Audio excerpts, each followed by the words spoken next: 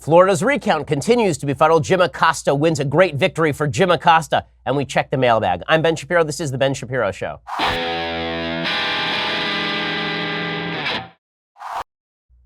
Well, Jim Acosta wins a big victory against the Trump administration, which means he is going to bust into that next press conference like the Kool-Aid man right through the wall. He's going to be like, oh, yeah. So we will discuss Jim Acosta's big win in the courts against the Trump administration. Truth is, he was kind of right, but I know.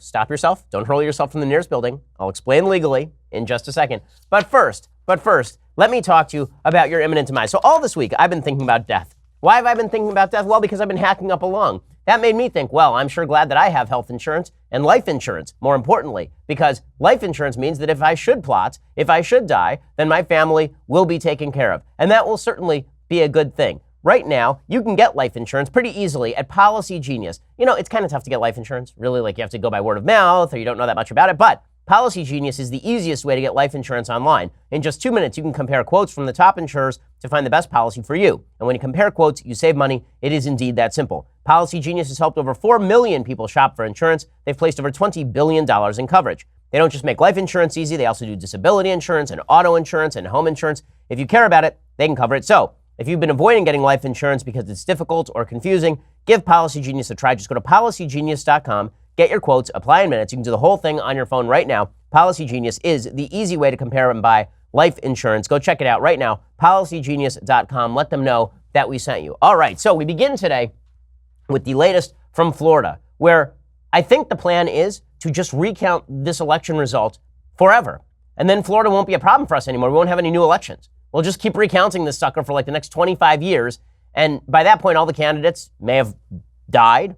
And it won't matter because the recount will continue out. And Florida will just be taken off the board as an actual electoral entity in the United States. The current status is that Florida has now ordered the first ever statewide hand recount as the legal fights continue, according to the Tampa Bay Times. Now, let's be straight about this. Ron DeSantis will be the governor of Florida. Rick Scott will be the senator from Florida. The margins are too big to be made up in a recount. Typically, the only time a recount has been reversed in a statewide race is when the margins are less than 500 votes. In this particular case, Rick Scott is up by several thousand votes, and the same thing is true for Ron DeSantis. That is not stopping Democrats, however, from claiming that the election has been stolen from them. So you remember just a couple of days ago, we were hearing about President Trump, that guy undermining electoral integrity. Well, right now, Democrats know they've lost in Florida, and they still won't acknowledge they've lost in Florida because they want to pretend that voter suppression is happening. According to TampaBay.com, an unprecedented statewide hand recount is now underway in the Sunshine State, further extending a high-stakes partisan battle over every last vote in Florida's crucial U.S. Senate race. Following a 5-day machine recount of the more than 8.3 million votes cast in the November 6th elections, Secretary of State Ken Detzner ordered hand recounts Thursday afternoon in the race between U.S. Senator Bill Nelson and Governor Rick Scott, and also the race for Agriculture Commissioner between Nikki Fried and Matt Caldwell. The order gives canvassing boards in the state's 67 counties 3 days to pour over thousands of ballots that were rejected by machines because of overvotes, where a voter appears to have chosen more than one candidate in a race, or undervotes, in which a voter appears to have skipped a race altogether. With the help of state guidelines, the canvassing boards, which are allowed to enlist the help of volunteers, will try to determine how those voters intend to vote. Okay, I have a basic problem. I really do. I have a basic problem with this idea that we're going to look at the ballots and then try to determine how you might have wanted to vote, or where you filled in one and then you crossed it out and then you filled in another. Right? I just have a general problem with this. Learn how to vote. If you don't know how to vote, go get another ballot. Like, seriously. You don't get to do this on your Scantron, on your SAT, right? Every one of us took the SAT or the ACT, or a lot of us did anyway, or will. Okay, when you do that, you can't then go back to the SAT board and say, listen, guys, I want a hand recount of my SAT score. If you don't know how to fill out a bubble, this would be your problem, not the problem of the people of the United States. According to TampaBay.com, it is not entirely clear how many such overvotes and undervotes exist in the U.S. Senate race. A Times Herald analysis of state and county data showed the number could be between 35,000 and 118,000. Again, if you don't know how to vote, this is your problem. But having a bunch of people sit there and look into their own heart to determine how you voted, and it turns out the people looking into their hearts are typically Democrats, this is a problem. The determination on how those ballots were cast could go a long way toward deciding whether Nelson is reelected or Scott ascends from governor to U.S. senator. Florida law requires a machine recount for any race decided by 1/2 of 1 percentage point or less.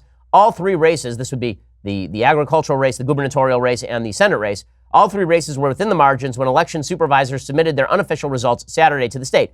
Am I suspicious of this process? You damn well, yes. I mean, of course I am suspicious. Why am I so suspicious of the process? Because Democrats are, in fact, attempting to cheat.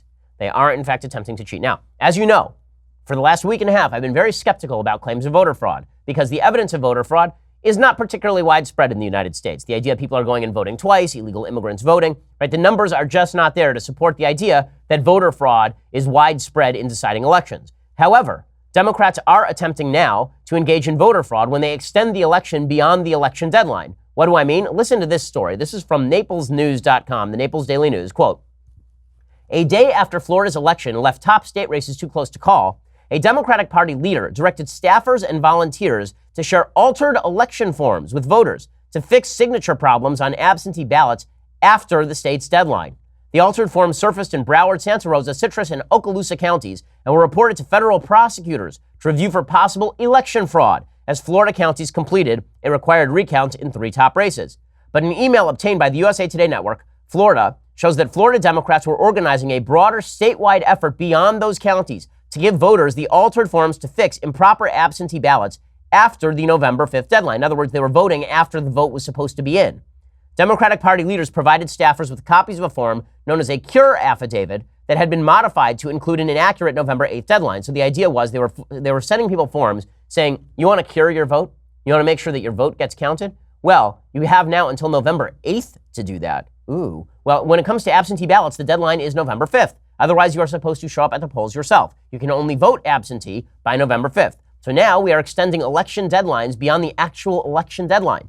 This is what Democrats were trying to do. They claim that all of this was sort of a provisional thing in case courts decided, you know what, maybe we do want to extend the election deadline. But you can't violate election law this way. I mean, it's the equivalent of saying the election was held November 8th. Now we're going to send out forms saying, if you really wanted to vote November 10th, that's cool. You can do that. And we're just going to send that out there and put out an affidavit that says that you voted November 8th when you really voted November 10th. We're going to put that out there, and maybe courts will say it's okay. No, you don't get to do this.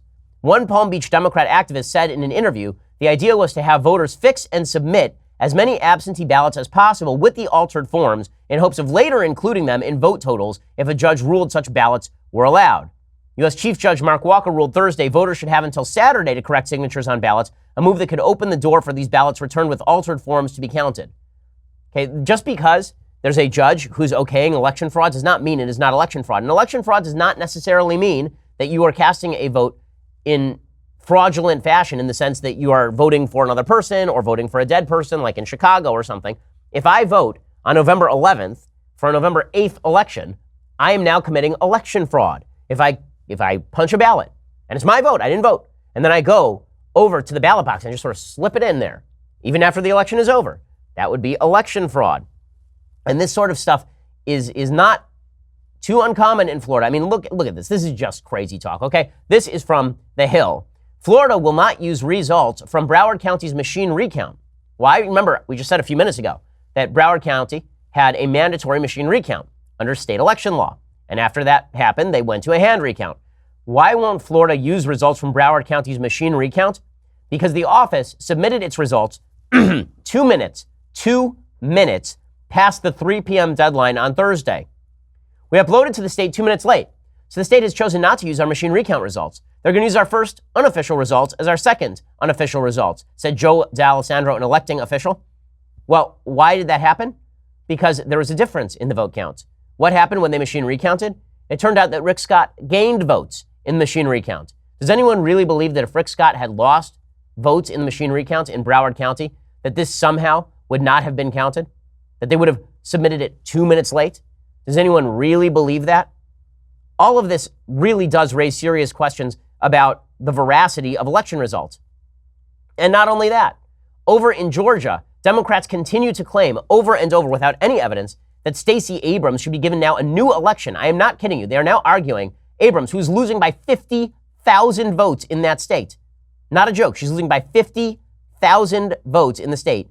Stacey Abrams now refuses to accept the election results. According to the AP, Stacey Abrams' campaign is preparing an unprecedented legal challenge in the unresolved Georgia governor's race that could leave the state's Supreme Court deciding whether to force another round of voting. So they want a new election now. The Democrats' long-shot strategy relies on a statute that has never been used in such a high-stakes contest. It is being discussed as Georgia elections officials appear to be on the cusp of certifying Republican Brian Kemp as the winner of a bitterly fought campaign that's been marred by charges of electoral malfeasance. Well, who's making those charges of electoral malfeasance? Democrats. And yet we keep hearing that it's Republicans, like President Trump, undermining electoral integrity. Oh, those evil Republicans pointing out election irregularities that actually exist in Florida. But when Democrats complain about election irregularities that actually don't exist in Georgia, then it's totally fine. We're not hearing anything about it. Now, I do have to give some credit to Jake Tapper here. So Jake Tapper, I get a lot of letters saying, why are you so easy on Jake Tapper? The reason that I am easy on Jake Tapper is because I think I'm trying to be objective about Jake Tapper. When he does stuff I don't like, I note it. But when he does stuff that's right, he deserves praise. Here was Jake Tapper yesterday on CNN doing what he's supposed to do, going after Hillary Clinton and Sherrod Brown for implying that the Georgia state governor race was rigged. And, good for Jake Tapper. Well, take a listen. Republicans are not actually the only ones trashing the other party and sowing doubts about the integrity of the process. Take a look at what is being said about the Georgia governor's race, which is also not over yet. Democrat Stacey Abrams still trails Republican Brian Kemp. The race has not been called. Take a listen to what some Democrats have said. If Stacey Abrams doesn't win in Georgia, they stole it. It's clear. It's clear. If she'd had a fair election, she already would have won. Is that really any different from what the Matt Gaetzes and Donald Trumps of the world are doing? Okay, and this is exactly right. This is exactly right. The only difference is that Trump has more evidence of Florida election malfeasance than Stacey Abrams does. But that's not stopping the Democrats from calling for new elections. This is why it was always a lie when they were claiming, Trump is going to protest the election. It'll ruin the legitimacy. We're now 2 years into Democrats claiming that the entire election was swung by Vladimir Putin and Julian Assange. Spare me all of your hysterics about Republicans violating electoral integrity. Okay, in just a second, I want to talk a little bit more about what's going to happen in Georgia. Plus, I need to get to the big ruling today on Jim Acosta, who loves him some Jim Acosta. But first, let's talk about your internet security and privacy. Okay, as a public figure, I'm constantly worried about being hacked or spied on because there are bad people out there. I know there are bad people out there, and I don't want my emails compromised or my credit card stolen or my credit card number taken. Yet that happens to hundreds of millions of people every year. So how can you protect yourself? Well, the company I trust to defend my online security and privacy is ExpressVPN. ExpressVPN secures and anonymizes your connection by encrypting 100% of your network data and hiding your IP address. That means nobody can record or access your online activity. Download the ExpressVPN app on your computer or smartphone and then use the internet just as you normally would. You click one button in the ExpressVPN app and voila, you are now protected. ExpressVPN is consistently rated the world's #1 VPN service for internet users. There's a reason for that. It's super easy to use and it protects you. The nice folks at ExpressVPN have extended special pricing of less than $7 per month to all my fans right now. So visit expressvpn.com/Ben to claim your discount. Again, that's expressvpn.com/Ben to learn more. No reason to leave yourself exposed to folks who want to take all your information. expressvpn.com/Ben. Again, that's expressvpn.com/Ben. Go claim your discount right now. So, Allegra Lawrence Hardy is Stacey Abrams' campaign chairwoman. She's overseeing a team of almost 36 lawyers who in the coming days will draft the petition along with a ream of affidavits from voters and would-be voters who say they were disenfranchised. You know it's easy to do? Coming up with affidavits from people who say they were disenfranchised after they know their candidate lost. Kind of easy to do that. Lots of people are going to say, you know what, I was really meaning to vote, but then the machines all broke down. It's kind of voter fraud, sorta.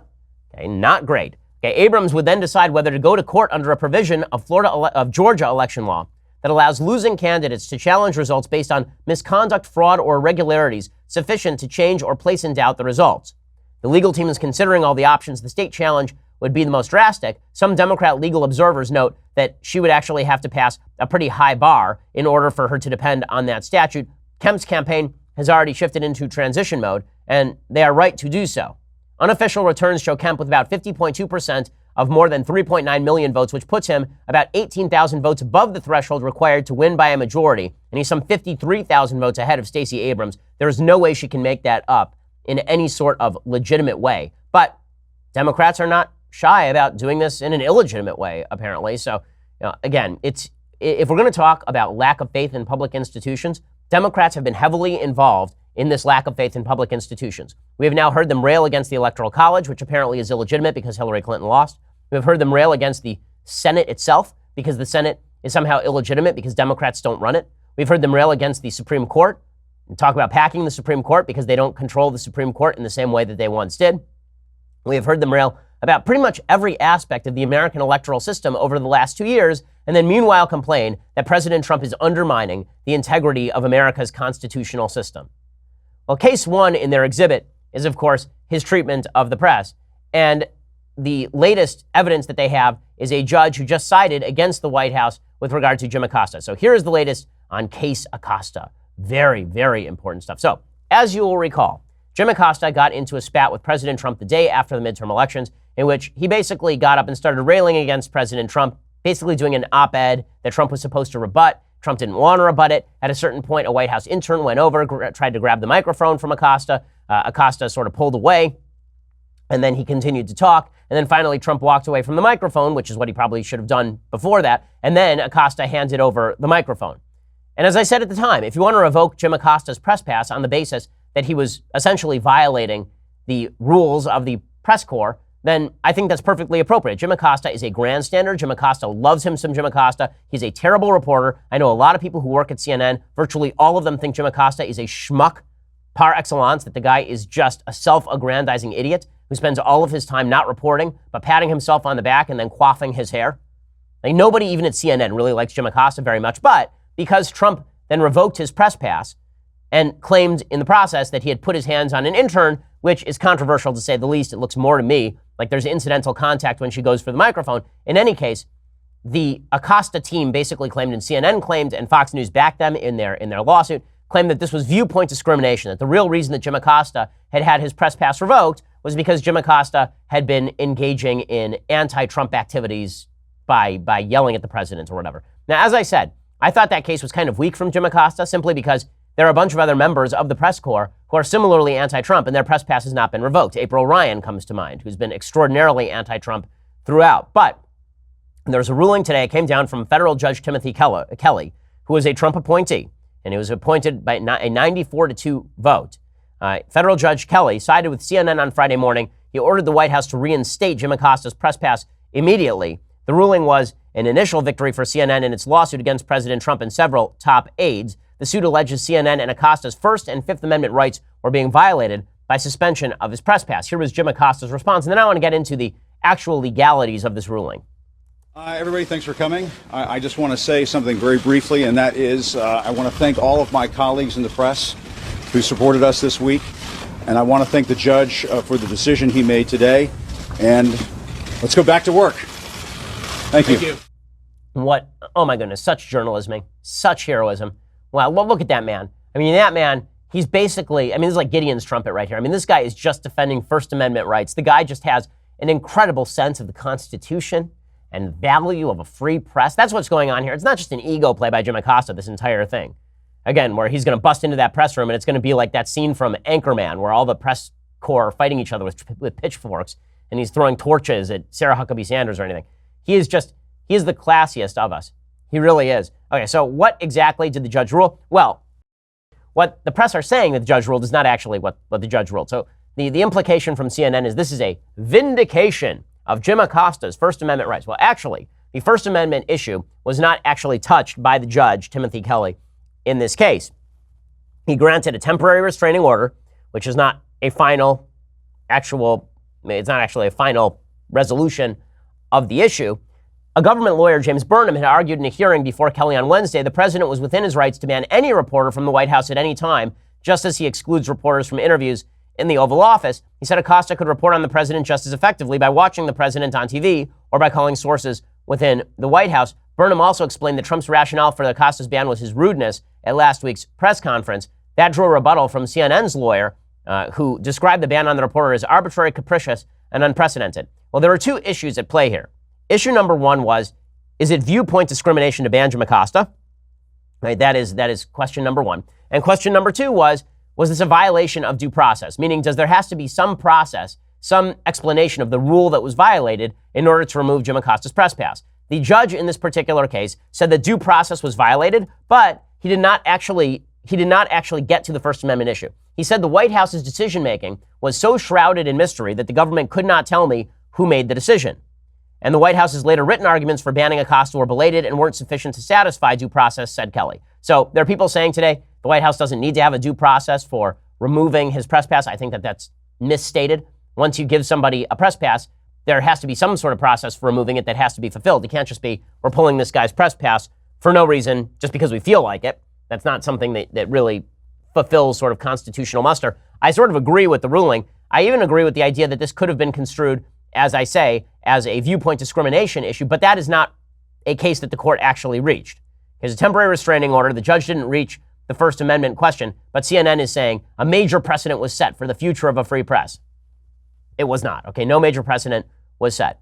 And then let me explain that in just 1 second. So, no major precedent was set here because in order for a precedent to have been set here, there would have had to have been a ruling saying that you can't ban anyone from the White House press corps for any reason having to do with any sort of behavior, right? That would have been a major precedent, but that's not what it said. What they said is, we need to know how you came to this decision. Since we don't know how you came to this decision, it looks arbitrary and capricious and therefore a violation of due process. Okay, again, I don't think it's the world's strongest ruling. I don't think it's the world's weakest ruling, but I don't think that, again, it's completely unjustified. I think that a stronger ruling, and listen, the reason that I'm defending the ruling a little bit here is because there will be a point at some point in the future, whether it is in 4 years or whether it is in 8 years or whether it is in 12 years, when a Democrat is in the White House again. And that Democrat will be using the precedent set here to ban reporters from the right from the White House without due process. Somebody gets up and asks Kamala Harris a question, God forbid, she's the president, and she says, I don't like that guy, get him out. And so they ban him. Now, I don't like that precedent. So would I rather have Jim Acosta making an ass of himself in the press room than have there be a precedent that the White House can ban whoever it pleases? Yeah, I would. Yeah, I really would. Especially because it doesn't hurt President Trump to have Jim Acosta in there. In fact, it probably helps him. Every time Jim Acosta makes a fool of himself, President Trump looks better.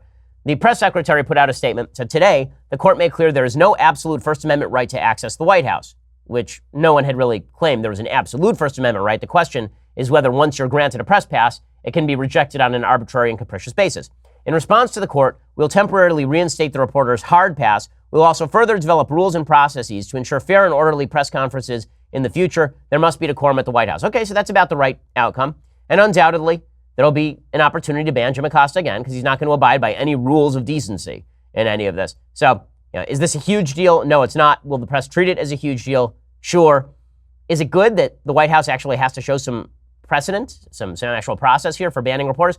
I think in the long run, it probably is. Okay, meanwhile, demonstrating once again that Democrats do not know how to run major cities, New York has been hit by some snow, and it left commuters stranded for up to 12 hours. Well, my sister lives in the general New York, New Jersey area, and it was taking people 6 hours to move a couple of miles thanks to some snow, which does go to city management and state management. It really does, because it's not like they've never had snow in New York before. It's not like it snowed in LA or something, and then everybody's, oh my God, it's snowing. No, it's snowing in New York, which is something that has happened in the past, as in every single year. According to weather.com, conditions were improving for most in the Northeast Friday after Winter Storm Avery left at least 11 dead in accidents blamed on the ice and snow and stranded commuters for up to 12 hours, knocking out power to hundreds of thousands and forcing some students to stay at school overnight. Thursday evening's commute became an absolute nightmare for drivers, especially in parts of New York, New Jersey, and Pennsylvania. Traffic sat still for hours on turnpikes and interstates and crawled at a snail's pace when it could move. New York drivers reported being stranded for up to 7 hours. So well done, all local officials. Obviously, the government doing a fantastic job over there. The George Washington Bridge was basically in total lockdown because there was some snow. The Holland Tunnel and the Lincoln Tunnel were both experiencing delays. The GW was actually closed. A disabled semi-trailer truck blocked all westbound lanes of the Gowanus Expressway at the Belt Parkway split in Brooklyn about 4:30 p.m. Central Park received 6 inches of snow by Thursday evening. The Port Authority bus terminal in Manhattan was closed to any more passengers about 5:30 p.m. because it was so overcrowded. I know I had heard from my sister who lives in the area that there's a wedding that was scheduled for last night, and legitimately 6 people showed up to the wedding because of all of the weather. This does raise some broader questions about whether the real threat in terms of weather is additional heat or whether it is actually additional cold. According to CBS Local, despite the snow blitz of 2015, many baby boomers still insist that overall we don't get the harsh, bitter cold and deep snowy winters like we did in the good old days. Weather records prove that just isn't the case. And despite the ongoing claims that snows are becoming rare and hurting winter sports, this millennium has been a blessing to snow lovers and winter sports enthusiasts. Just as the Saffir-Simpson and Fujita scales were devised to categorize hurricanes and tornadoes, The Northeast Snowfall Impact Scale was created by Paul Cosin of the National Weather Service to rank high-impact Northeast storms. The scale has 5 categories, and the highest category storm has been increasing rapidly. This is why you've seen a lot of people, when they talk about climate change, instead of talking about global warming per se, they start talking instead about climate radicalism, basically. So maybe there's a new paradigm, right? The Earth may be actually experiencing a major cooling occurrence. I mean, we just don't know, right? Arctic temperatures and Arctic ice extent varies in a predictable 60 to 70 year cycle. The greatest warming has been happening in the Arctic region. That can produce a weaker, less stable jet stream, allowing frigid air to dive further south to mix with the warmer oceans to trigger more potential snow events. It's all cyclical. This is according to Barry Burbank over at Boston CBS Local. So we simply don't know the effect of all of this. But again, this is up to local government to solve, and obviously they're not doing an appropriate job in doing so. Okay, meanwhile, there's an obvious attempt in the Republican caucus to ignore the results of what is now amounting to a blue wave in the House. Overall, what we've watched unrolling in slow fashion since the 2018 election is more and more Democratic seats being piled up. Orange County, which used to be a Republican stronghold, as late as 2016, all of the congressional districts in Orange County, save one, went red. In this last election cycle, every single congressional district in Orange County went blue. Some people are attributing that to the influx of Latino immigrants who are coming from areas south of the border. And the idea is that because of President Reagan's amnesty and changing demographics in Orange County, that's why you've seen all this. That doesn't explain why Texas has stayed red, even though the demographics of Texas have shifted pretty radically. Instead, you have to assume that blue turnout was really high, and suburban Republicans are not very fond of President Trump. And this is a serious problem for President Trump going forward. It's an even more serious problem if Republicans refuse to acknowledge the issue here. And I'm seeing a little bit of that. Vice President Pence said yesterday that he didn't really see a blue wave in the House. This is just incorrect. We made history by expanding our majority in the Senate. We won some great elections in the governor's offices around the country, and we didn't really see that blue wave in the House of Representatives come our way. Simply not true. Okay, it's going to be about 40 seats by the time all of this is done. The fact is Republicans dramatically underperformed in this election cycle. That is particularly true in suburbia. What we are watching is that suburban areas across the country are voting very much alike. A suburban area in Oklahoma is now voting like a suburban area in California. Rural areas in California are voting like rural areas in Georgia. And urban areas in Georgia are voting like urban areas in New York. So basically, we now have a split in the country that is not necessarily area-driven. It's mainly driven by urban, suburban, and rural. Okay, the problem is that suburban folks tend to be a little bit more moderate. Suburban folks tend to, not just in terms of policy, but in terms of attitude. And because they tend to be a little bit more moderate in terms of attitude, they are off-put by a lot of the radical rhetoric coming from President Trump. The statistics tend to show that a lot of suburban Republicans actually voted for Democrats in the last election cycle, which I think is unthinkable. But that's what happened in Arizona, right? Kristen Sinema is the new senator from Arizona because 14% of registered Republicans in the state voted for a woman who said in 2003 that she didn't mind if Americans joined the Taliban. And that is because Kristen Sinema actually ran a moderate campaign. Now, Kristen Sinema said that she would negotiate on the border wall. She said that she would not back Chuck Schumer for Senate Majority Leader, although she now is going to do exactly that. She flipped on that within 12 hours. The fact is, suburban Republicans are being alienated by the Republican Party, and doubling down on what brought us here is not necessarily a recipe for future victory. You have to shift and move as you learn more things.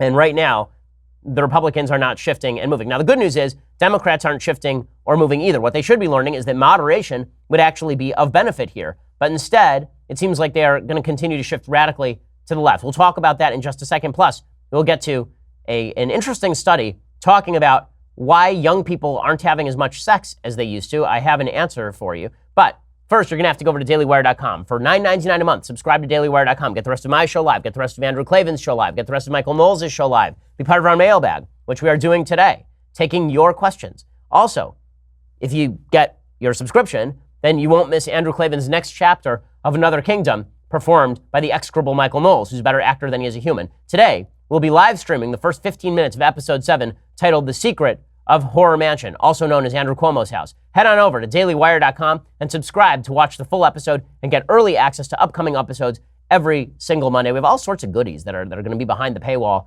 in very short order. You're not going to want to miss them. Go over and subscribe right now. When you get the annual subscription, you get this, the very greatest in beverage vessels. As you see, we have deactivated the cloaking device on the beverage vessel, right? Because we are back in Los Angeles and now we are in safe territory so others can observe the beauties of this leftist tears hot or cold tumbler. It can be yours for $99 a year, which is cheaper than the monthly subscription. I know, don't be deceived. $99, even though it's more than $9.99 on a yearly basis. Follow the math.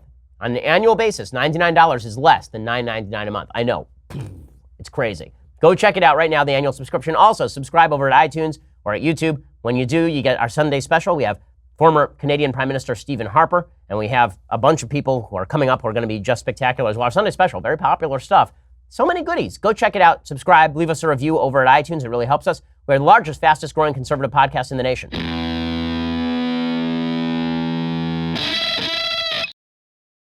So if Republicans refuse to change course, Democrats are also refusing to change course, and this is a mistake for them. If they would change course, they would actually have a serious shot at winning a broad majority in 2020. But Nancy Pelosi says that she has overwhelming support to be Speaker. This is one of the things that's so fascinating about our politics right now, is that both parties seem like they are radicalizing, but the leadership is the same, which suggests that the base is indeed in charge of the leadership. So Nancy Pelosi was the head of Congress in 2006. And then she was booted in 2010. And now she's back in 2018, right? She's been majority leader, majority leader again in the House for Republicans. Every time they boot somebody, it's just the next person in line who gets the job. So the new House minority leader is going to be Kevin McCarthy, who was sort of next in line after Paul Ryan. It didn't turn out to be any of the other candidates who were up for it. Jim Jordan was the one from Ohio who was sort of up for it. He only won 43 votes.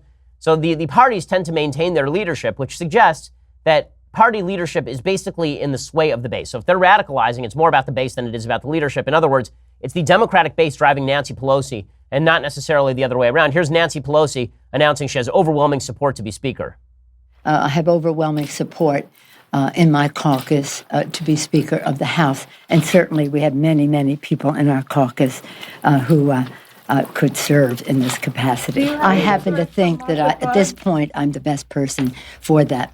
Okay, so she's going to stick around. And as I said yesterday, Alexandria Ocasio-Cortez, who's going to be one of the kind of new leaders in the House, she is because she's turning out to be a pretty clever politician in her own right. Part of that is helped by the fact that Republicans are attacking her in the dumbest possible way. There was a tweet yesterday that, got ratioed in epic fashion. For people who don't follow Twitter, a ratioing is when more people comment on your tweet than like your tweet.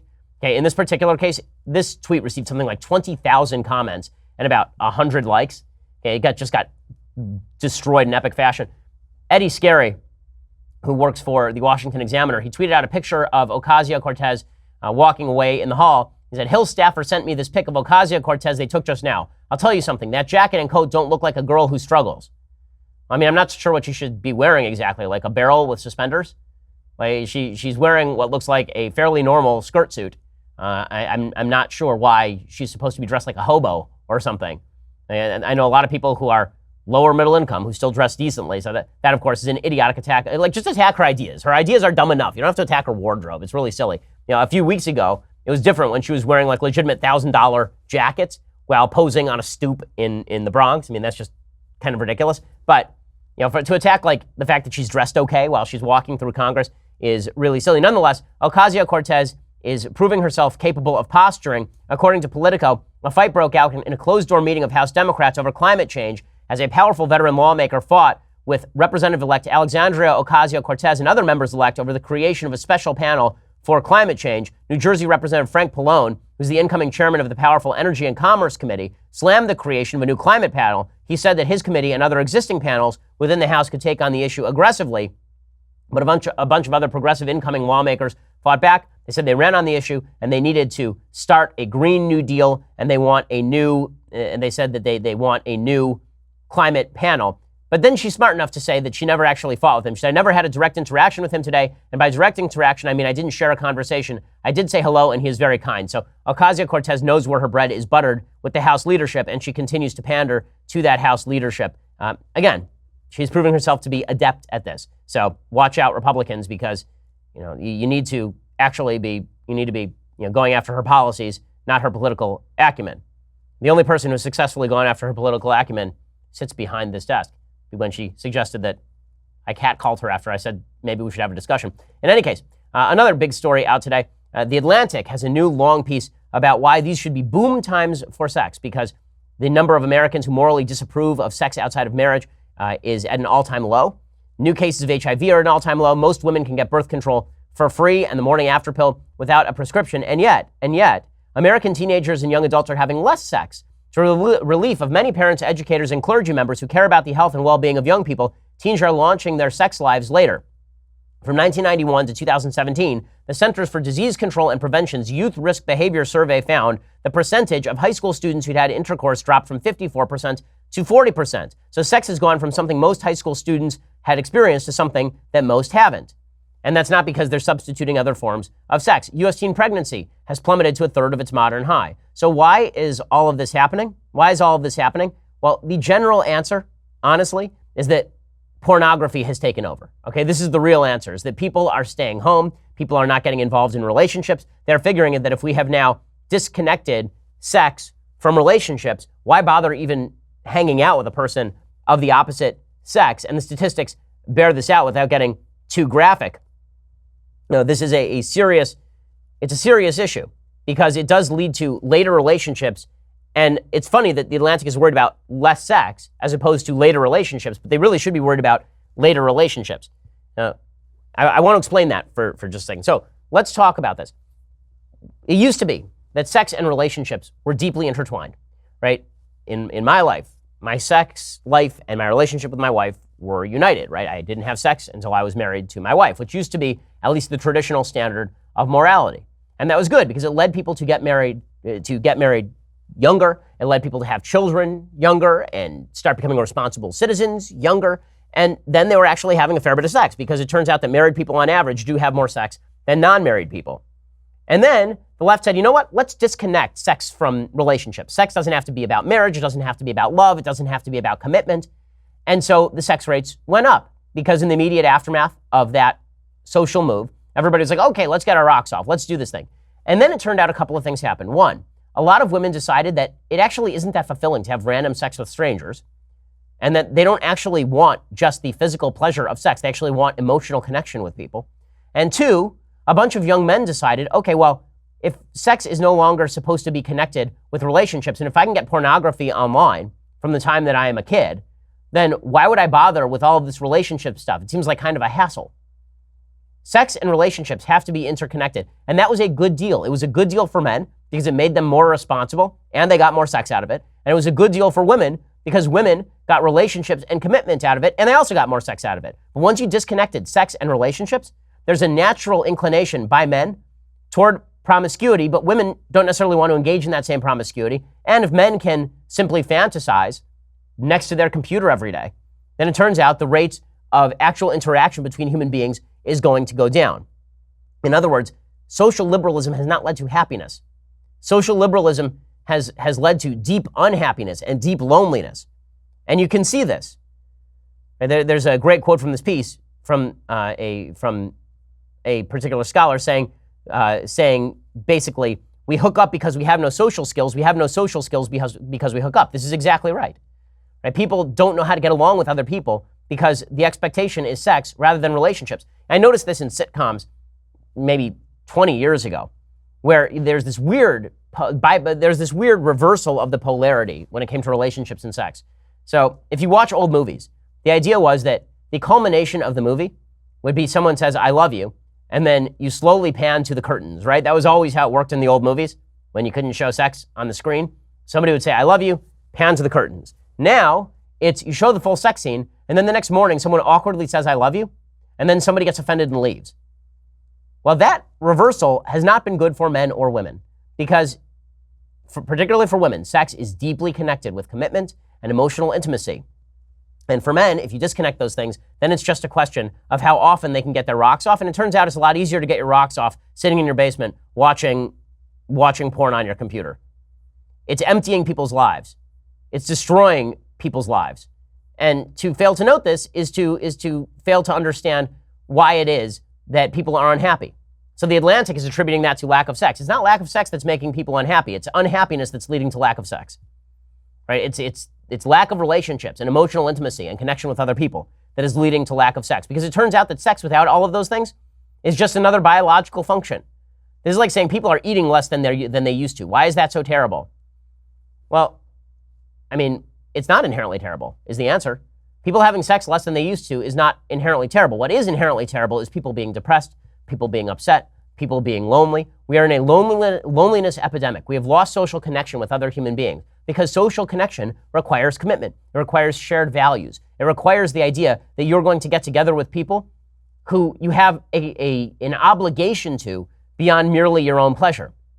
And since we've thrown all of that out the window, then why connect with other people at all? Why not simply head to your basement? And that's exactly what people have been doing. You want to restore happiness, you want to restore healthy sex lives to people, restore emotional intimacy, restore connection, restore commitment, restore all of these things, and you will make people happy. And yes, the rates of sex will go back up as a byproduct. And all of that will be good because then sex will be had within a healthy context and not an unhealthy context. Okay, time for some mailbag. So let's do a few questions from the mailbag. John says, hi, Ben. What circumstances or events do you think would be severe enough to warrant an execution of the Second Amendment in its true intention as a revolt against government tyranny? Well, I know that this is its purpose. I've never thought of what would trigger its use in this form. Any thoughts are appreciated. Okay, well, I think that, for example, if the government came to confiscate all weapons, that would be a good time to stand up on your hind legs and say, we are not going to allow this to happen. If the government were to revoke full-on religious freedom, I think that if you have no other place to run, right, you try to avoid violence at first blush always, but if it turns out there's like a national policy, for example, then you do have to stand up and say no. I mean, if somebody tried to take away my kid because I was teaching my kid my religious precepts, then I would stand up with my gun and I would say no. Elliot says, Dear Ben, with progressives like Alexandra Ocasio-Cortez, okay, already causing trouble for House Democrats, do you think that the radically progressive left is going to unite with more traditional Democrats against the right in 2020, or will they succumb to infighting? Well, I think Trump is a unifying factor. What you could see, and this is what really hurt Hillary Clinton in 2016, is that Hillary Clinton had a person running from her left who basically split the base. A lot of those Sanders voters did not show up for Hillary Clinton. I think that is unlikely to happen this time. I think it's more likely that the base captures the nomination than that some approved candidate from the top is selected by the Democrats. What that means is that they may not run somebody so moderate, but they will run somebody who's more approved by the base. They got rid of the superdelegates. I think the possibility of a united Democratic Party that is more radical is better in 2020 than the possibility of a moderate Democratic Party that is split. Drew says, hey, Ben, I know that you are against euthanasia. However, I've run into a bit of a hurdle when I take it to the logical conclusion. In certain cases, when someone is near death, often even a small pain reliever will assist in the death of a patient. Do you believe it would be immoral for a doctor to give a patient who's in a lot of pain and close to death a small pain reliever, knowing that it could kill the patient? Thanks for everything, Drew. No, I don't think that that's immoral. I think that giving pain relievers to people who are, right on the precipice of death in order to relieve pain is one thing. I think deliberately killing the patient is another thing. There is such a thing as sort of a dual byproduct. When you're attempting to alleviate pain and a possible risk of that is death, that's not the same thing as I'm going to shoot chloroform into your veins or something. Megan says, Ben, I've noticed that people use the terms Republican democracy interchangeably. Isn't there a big difference between the two? And why would it be okay for us to use both when describing our country? Well, we are a democratic republic, and the reason that we shouldn't really use them interchangeably is because direct democracy would mean that we all vote on every issue. Republic means that we have representatives who represent us and that there are checks and balances in the system. Direct democracies tend to perish pretty quickly. The founders in the Federalist Papers, as we've talked about nearly every week, are very much against the idea of direct democracy. They like the idea of checks and balances. And you're right, we should not be conflating republic and democracy, but democracy can encompass republic in the sense that we are a system wherein the votes of people are counted and policy is based on the votes of those people via our elected representatives. So I would say that every republic is a democracy, but not every democracy is a republic. I think that's fair. Kimberly says, hey, Ben, do you think President Nixon was as bad as people make him out to be, or is it just overblown outrage? Well, I think that he was a worse president than a lot of Republicans think he was, but I know. I mean, I think the idea that Watergate was some sort of horrific violation of American electoral norms is just silly. I mean, there's good information that the Lyndon Johnson campaign was bugging Barry Goldwater's headquarters in 1964. So was it bad? Yes, it was bad. Was it the worst thing that ever happened in the history of the American Republic? No. Was it anything remotely like that? No. What was worse was the cover-up. And again, I disagree with Nixon a lot on policy. The man implemented price and wage controls, and I'm still quite split over whether it was worthwhile opening China in the first place. But was Nixon, as the the forerunner of tyrannical evil in the United States? No, that's silliness. Nicholas says, my wife noted that all comedians nowadays want to be political, while you being political want to be a comedian. Any new impressions you are working on that we can look forward to? We both love your show and appreciate your sometimes Trump approach. Keep it up. Well, I don't actually want to be a comedian because being a comedian means that your job is to be funny all the time. I like what I do because it means that when I meet somebody on the street, their first thing isn't, tell me a joke, make me laugh, funny man, right? There's less of an obligation for me to be funny. The humor in my show sort of just comes out naturally. And I think that this is the problem for a lot of comedians who want to be political. Once you get political, you are now in my sphere. And that means that you have to make good arguments. It means you have to back those arguments with evidence. If you're Jimmy Kimmel, then you can't just pretend to be a comedian every time it suits you and then be a political commentator at other times. I don't pretend to be a comedian, meaning I'm not going to go up against Jimmy Kimmel in a funny contest. He would beat me every time. And that's true for most comedians. I'm not going to try stand-up anytime. My friend Dave Rubin has suggested I go try stand-up. No, not particularly interested. But I do think that people should basically stick to their own lanes, and there is such a thing as a funny political commentator. As far as new impressions, I have to find somebody whose voice and mannerisms are kind of prominent enough that I can do them. My impressions are quite broad, as you may have noticed, except for Obama. My Obama's quite good. Lee says, Dear Ben, I was watching CBS Evening News the other night, and they spoke about how Congress has warned that the U.S. is unprepared against rising China and Russian military expansion, even though we spend more money than both combined. Do you believe these fears are warranted? Do you think boosting our military spending is the best option to curb them? Well, we have been raising our military spending, but we need to be modernizing our military in a variety of ways. Barack Obama slashed our military dramatically. It's going to take us a while to rebuild all of that. And it's not that we're unprepared for Russia. I mean, we could take out Russia individually. We could take out China individually. The question is, can we fight two wars at once? The Obama administration said it didn't want to. The Obama administration basically said, we no longer need to be an army prepared to fight two wars and on two fronts at once. I think that is completely wrong-headed. Kat says, Ben, other than Trump toning down his style and rhetoric, what are steps the Republican Party can take to win back the suburban women vote?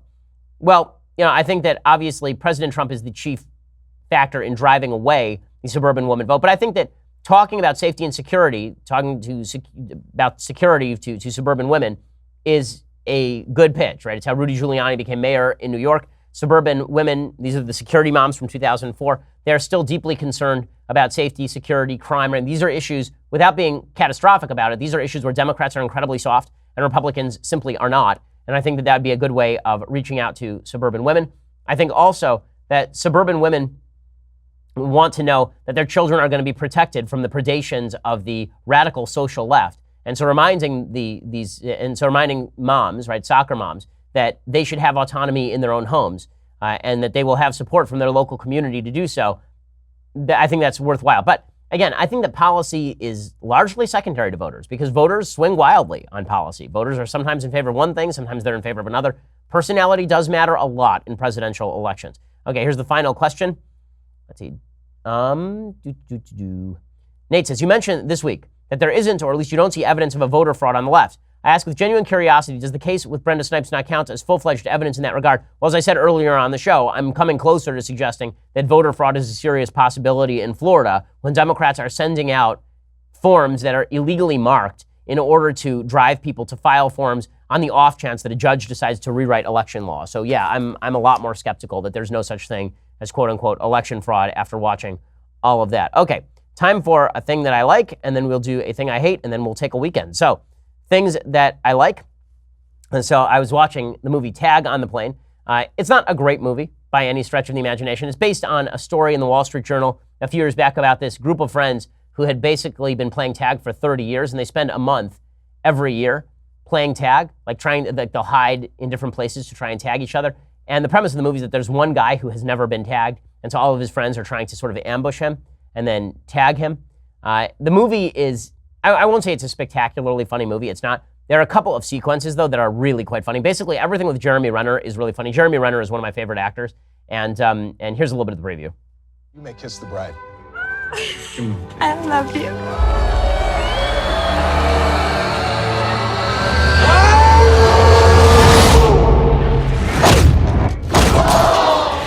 Please tell me what's going on here. Our group of friends has been playing the same game of tag for 30 years.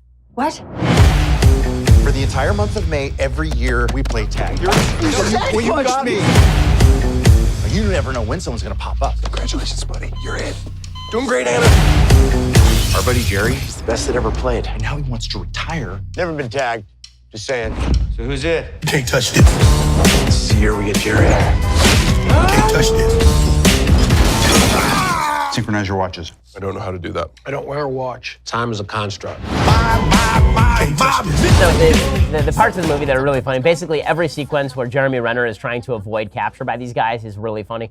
And you'll get a few laughs out of it. Isla Fisher is she plays basically the same part in every movie, so she's the same person that she was in Wedding Crashers, except now she's married to Andy from The Office. But the movie is kind of fun. So if you're looking for just a throwaway movie that you get a kick out of, this one goes on the list. Okay, time for a thing that I hate. So first off, William Goldman passed away today, which is too bad. 87 years old. He wrote Butch Cassidy and the Sundance Kid, All the President's Men, and Misery. He also was involved, he denied this, but he was definitely involved in writing Good Will Hunting, which Matt Damon and Ben Affleck got all the credit for. He wrote a couple of great memoirs about Hollywood, and we'll recommend them specifically next week. He also did The Princess Bride, which is everybody's favorite movie from the 1980s. So, William Goldman, again, one of the great, and really a good analyst of his own screenwriting. So that is too bad. He called himself a novelist to write screenplays, but his screenplays are better than his novels. And so you could easily do it. Next week, I think we'll recommend a bunch of William Goldman scripts so that you can get into sort of the William Goldman over. But it's oeuvre. But his stuff is well worth watching. And we bid a fond farewell to William Goldman. Okay. And in other news that annoys me, there's a story from the New York Times about how Facebook has quote unquote fought through crisis. And it talks about how evil Facebook is. All of this is a precursor to the Democrats trying to pressure Facebook into mirroring Democratic propaganda. I mean, this is really what all of this is about. And you can spot it in the New York Times piece. There's nothing in the piece that suggests that Facebook really did anything wrong during 2015, 2016, 2017. And yet, the piece is all about how they weren't receptive enough to Democratic complaints, and therefore they're evil. So, for example, the Facebook decided not to censor President Trump in 2015 when he was making comments about Muslims and Mexicans, because they said that this is basically a free speech issue. And the New York Times says, this is just terrible. It's just terrible. So, for example, here's the New York Times. They say, Donald Trump ran for president. He described Muslim immigrants and refugees as a danger to America. In December 2015, posted a statement on Facebook calling for a total and complete shutdown on Muslims entering the United States. Mr. Zuckerberg was appalled. He asked Sheryl Sandberg and other executives if Mr. Trump had violated Facebook's terms of service, but some at Facebook viewed Mr. Trump's 2015 attack on Muslims as an opportunity to finally take a stand against the hate speech coursing through its platform. But Ms. Sandberg, who was edging back to work after the death of her husband several months earlier, delegated the matter to one of her kind of underlings, and Monica Bickert, a former prosecutor whom she had appointed, and then they decided that Mr. Trump's account should not be actually violated. Joel Kaplan, who works with Facebook as sort of a policy advisor, he said it could stoke conservative backlash. He said, don't poke the bear. And he was, of course, right. But the New York Times says that was wrong, that Facebook probably should have shut down Trump, who was then running for president.